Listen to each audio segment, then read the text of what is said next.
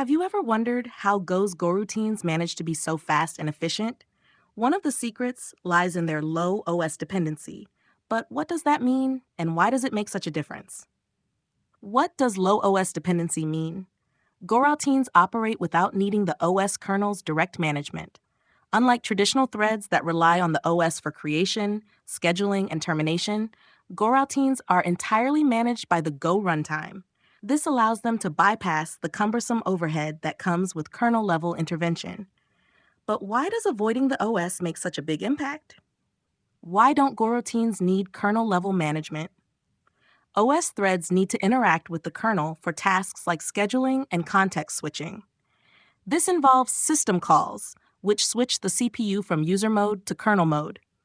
Each of these switches adds latency, consumes CPU cycles, and can lead to performance bottlenecks, especially in applications requiring high concurrency. Goroutines avoid this by letting the Go runtime handle their management in user space. No system calls, no kernel mode switching, just seamless, efficient scheduling. How does this affect speed and efficiency? Think about the creation and switching of threads. Creating an OS thread is a heavy operation because it requires the OS to allocate resources and track the thread's state. Switching between threads involves a full context switch, which is complex and time-consuming. In contrast, creating and managing Goroutines is much lighter. The Go runtime can create a Goroutine with a small initial stack, 2 KB, and minimal resource allocation. Switching between Goroutines is just as lightweight with only minimal state information saved and restored by the runtime. What about system calls? System calls are expensive. They're the bridge between user applications and the kernel, involving costly transitions that add up, especially in high concurrency environments. Goroutines minimize the need for system calls. How? When a Goroutine encounters a blocking operation, such as waiting for I/O, the Go runtime detaches it from the OS thread. This thread is then free to run other tasks while the blocked Goroutine waits, all without involving the OS. What does this mean for high concurrency applications? Low OS dependency allows BlexPad. Go to support massive concurrency with minimal resources.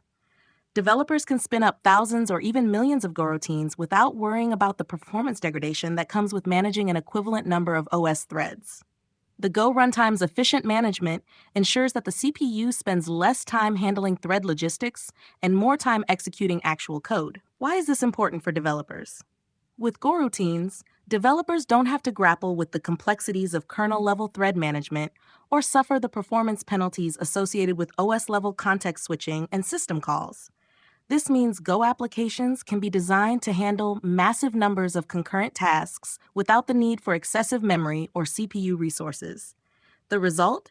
Faster development, better scalability, and applications that are prepared for modern concurrent workloads.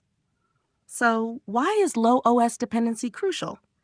It's because it unlocks the true potential of Go's concurrency model, enabling lightweight, efficient, and highly scalable applications without the typical overhead found in traditional threading models.